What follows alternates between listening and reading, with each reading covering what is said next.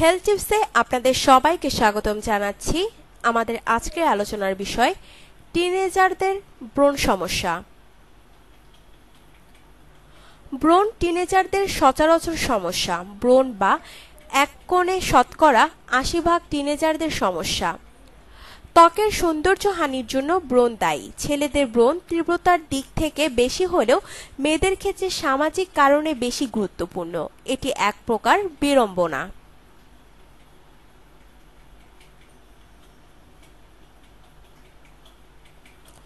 ত্বকের ভেতরে অবস্থিত সেবাসিয়াস গ্রন্থি থেকে সেবাম নামক এক প্রকার তৈলাক্ত পদার্থ বের হয় এবং লোমকূপের গোড়া দিয়ে ত্বকে এসে যায়। সেবাম উৎপাদন বেড়ে গিয়ে এবং এর নির্গমনের পথ বন্ধ হলে ব্রণ সৃষ্টি হয়ে থাকে। প্রোবাইনোব্যাকটেরিয়াম এক কোণে হচ্ছে ব্রণের জীবাণুর নাম। অ্যান্ড্রোজেন হরমোনের কারণে ব্রণ বেশি হয়। অ্যান্ড্রোজেনের প্রভাবে সেবাম নিঃসরণ বেড়ে যায়। টিনেজারদের শরীরে এই হরমোনের কার্যকারিতা বেশি হয়। যাদের ত্বক তৈলাক্ত ও মাথায় খুশকি আছে তাদের ব্রণ হওয়ার সম্ভাবনা বেশি। যারা ধুলোবালু ও রোদে বেশি বের হয় তাদেরও ব্রণ হতে পারে। কিছু কিছু ঔষধ ও জন্ম নিয়ন্ত্রণ বড়িও ব্রণের তীব্রতা বাড়ায়।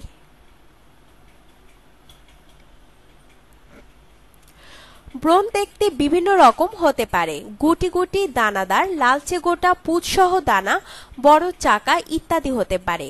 ব্রণের সঠিক চিকিৎসা না হলে বাজে ধরনের কালো দাগ পড়তে পারে। এছাড়া মুখে ছোট ছোট ক্ষত বা গর্ত সৃষ্টি হতে পারে। সৌন্দর্যহানি ও মানসিক নানা ভোগান্তির শিকার হয় ব্রণের রোগীরা। ব্রণের হাত থেকে রেহাই পেতে চিকিৎসা করা প্রয়োজন। ব্রণের চিকিৎসা দীর্ঘস্থায়ী, তাই রোগীর ধৈর্য ধারণ প্রয়োজন। আধুনিক চিকিৎসার মাধ্যমে ব্রণের চিকিৎসা নিলে ব্রণ ভালো হবে, তবে এর পরে আর কখনো ব্রণ উঠবে না এমন বলা যায় না।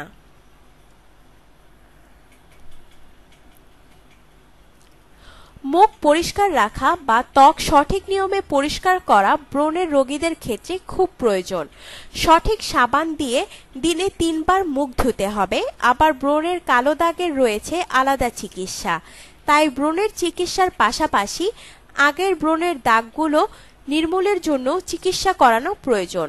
ব্রণ হলে হাত দিয়ে খুঁটবেন না এবং প্রয়োজনে চিকিৎসা করান। মনে রাখবেন, মুখ মনের আয়না।